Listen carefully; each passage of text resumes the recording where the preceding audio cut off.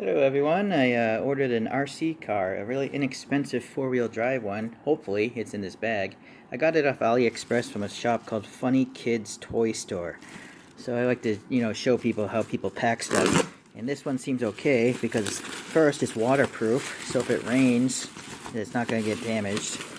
Second, there's some foam. Alright, and then more foam.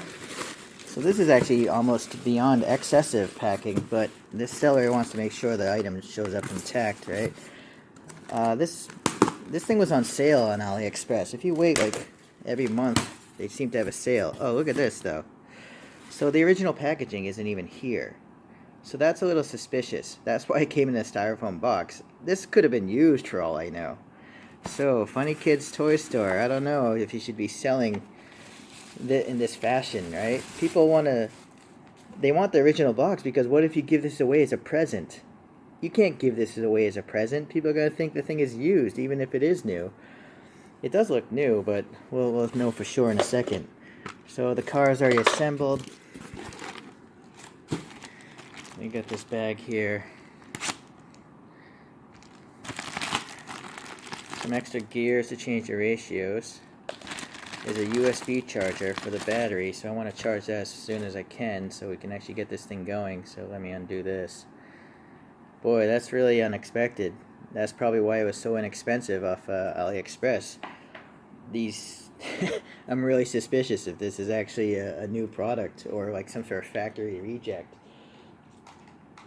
Okay, let's find that battery and get that charging. So we got some body clips here. Might have to switch over to magnets or Velcro later.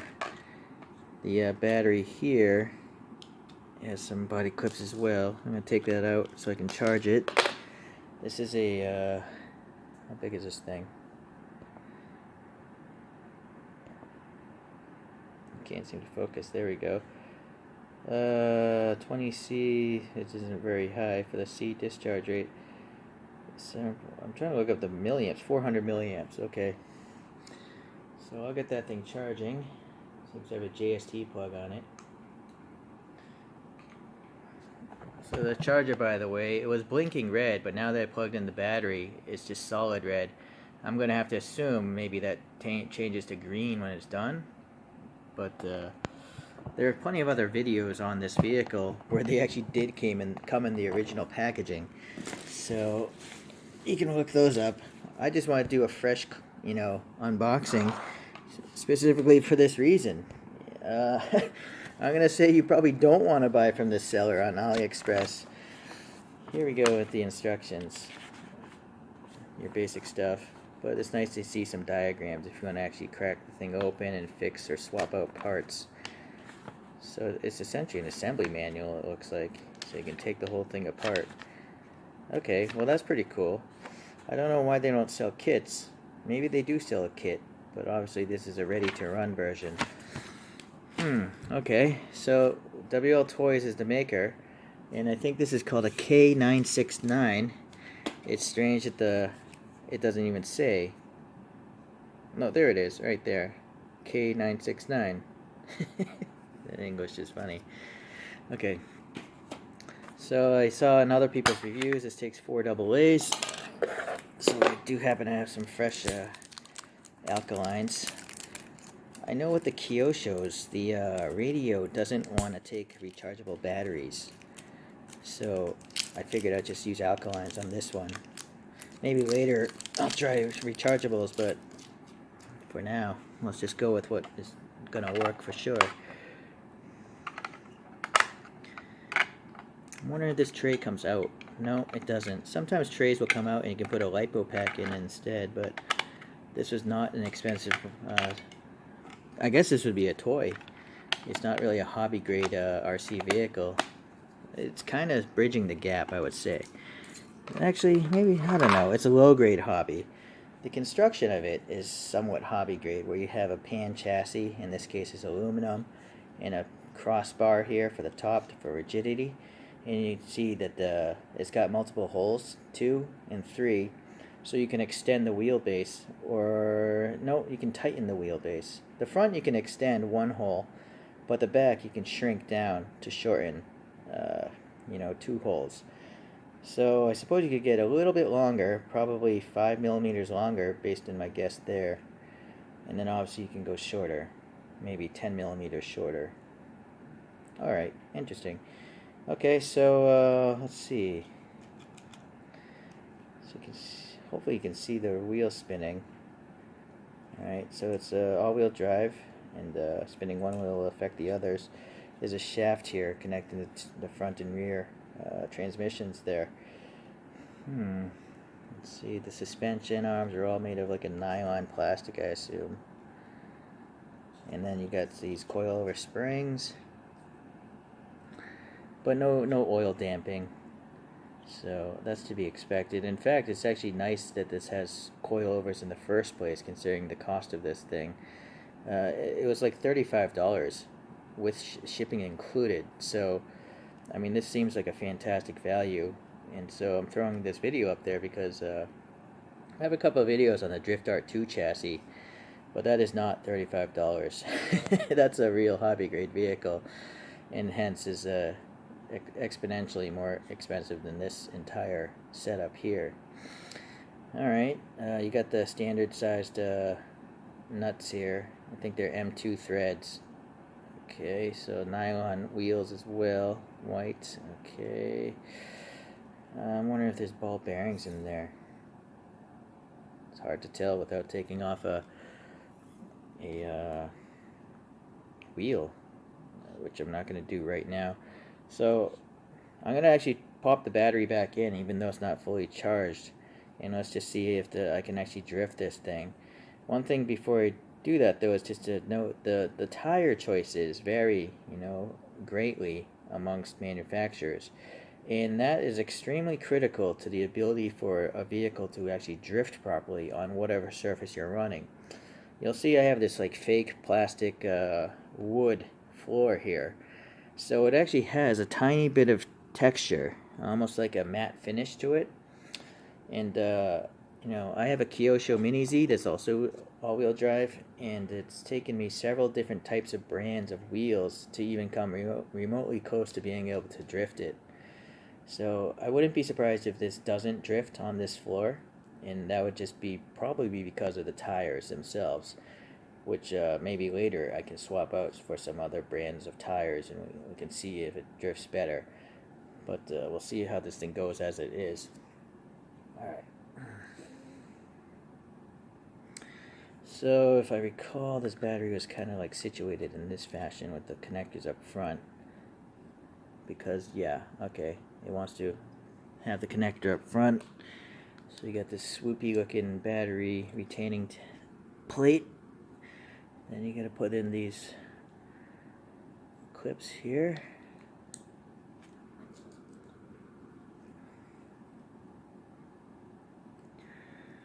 Alright, so I'll connect the battery. It's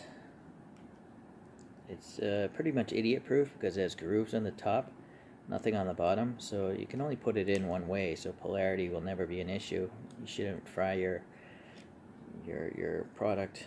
Okay, there's a 380 motor here. It's just your standard inexpensive brushed motor.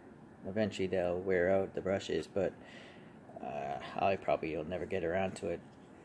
It does look like this has toe out, meaning the front edges of the wheels are actually pointed outwards, and they do that on a lot of drift cars because when you're turning, it helps to basically allow the thing to turn into a turn or drift better. So that's the reasoning there.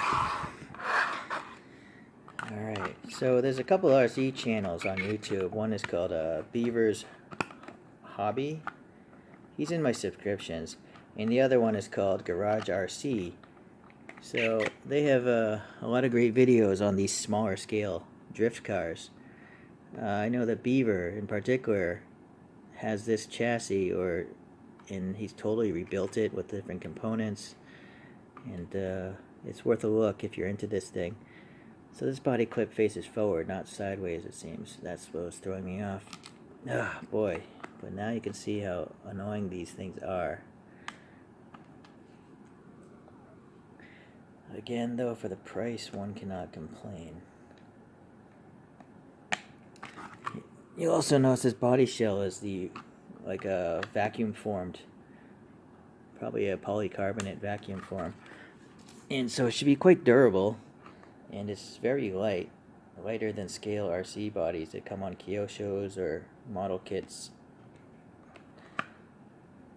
And I guess it works alright with a Porsche 911. It's such a soapy looking vehicle. It looks like a bar of soap worn down, right? But I gotta say, the wheel cutout here is pretty bad. It's, this cutout, the front's alright, it's relatively concentric. It's a little shifted forward, but so maybe it's not like the cutout is bad, it's just the hole locations for these pins isn't so great. It's like the whole body wants to be shifted forward a little bit. Okay, so where's the on-off switch here? And I'm wondering if it has to be bound. A lot of times you have to bind the radio. There's the on-off switch. So it's nice also. You couldn't do this with a scale body, right? It'd be too rigid. But this one, you can just lift the whole thing up. So we turn that on. There's some red flashing. The power button is down here. It's an interesting location. I don't know. What do you know? It didn't even need to bind. That might be a first. Usually you have to like bind the radio to the receiver. Okay, well, let's see how this thing does. Alright, so I gotta move the camera up and out a little bit. So I have a really half-assed track of toilet paper rolls. I like using toilet paper because if you crash into it, there's no damage to anything, right? And they're big enough that it's I don't know, I like it. Okay, so I gotta stand. I can't sit down and have this camera in my face. In fact, let me get an even higher view so we can get out a little bit. Alright, so hopefully everything will be in frame. Alright, fresh out of the box, let's see how this thing does.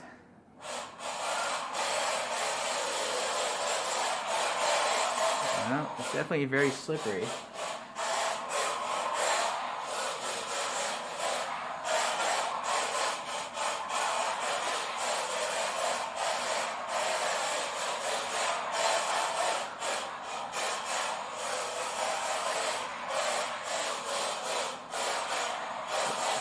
So there isn't much counter steer, so it's making drifting a little bit difficult. Ooh. But the tires are great, at least on this plastic floor. It's definitely loose. It's loose enough that I think after some practice I'll be able to drift this.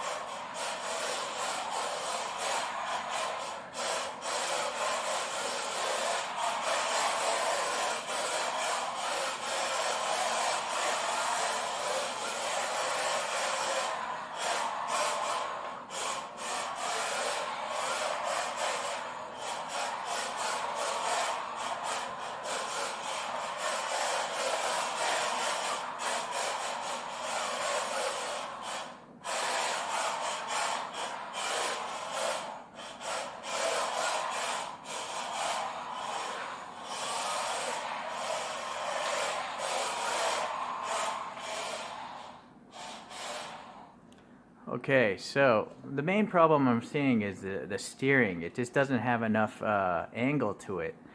And so when you start the drift, you can't catch it and keep the body sliding sideways. I know that Beaver, I think, has a method where you just move the steering linkage upwards and it increases the steering throw. So I'm going to probably try that.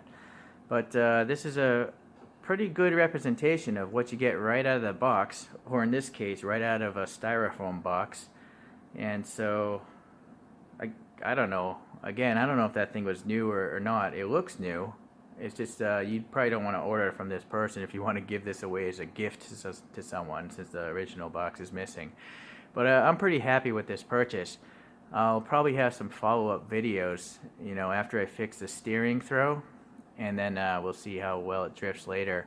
And maybe I'll try some wheel swaps, or well, tire swaps. But I'm pretty impressed with the tires as it is, even though I didn't drift it very well. Alright, so that's a quick introduction. Thanks for watching, and that's my cat.